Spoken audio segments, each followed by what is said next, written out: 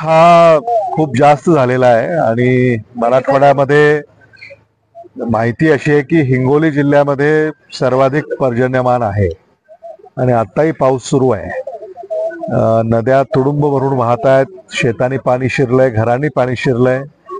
ही घरं तर कालपर्यंत अर्धी पाण्याखाली होती, आम्ही आता पाहिलं. आणि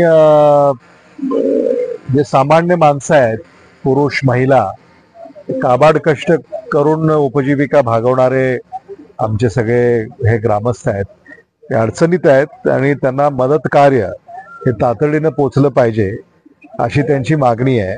आणि शासन दरबारी ही मागणी आम्ही नोंदवलेली आहे.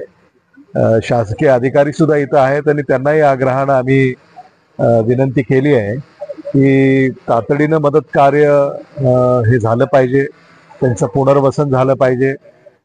त्यांना कपडा लत्ता सुद्धा नाही आहे, त्याच्या काही व्यवस्था शासनानं तातडीनं करणं गरजेचं आहे. अन्नधान्य हे सगळं भिजलंय, त्यामुळे त्यांच्याकडं अगदी स्वयंपाक करण्यासाठी सुद्धा कदाचित सायंकाळी त्यांच्याकडं काही किराणा नाही आहे. त्यामुळे ह्या सगळ्या बाबी आज लक्षात आलेल्या आहेत. भेट दिल्यानंतर काही अन्नधान्याची सुद्धा व्यवस्था शासनाच्या वतीनं तातडीनं करण्याची मागणी आम्ही करत आहोत.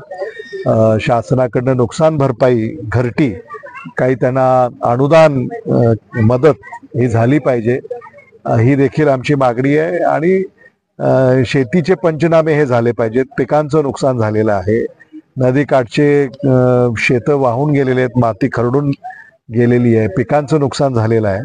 त्यामुळे या सगळ्या बाबीकडं प्रशासनानं हे गतिमान पद्धतीनं कार्यवाही करणं आवश्यक आहे आणि त्यांनी ती केली पाहिजे अशी आमची मागणी आहे.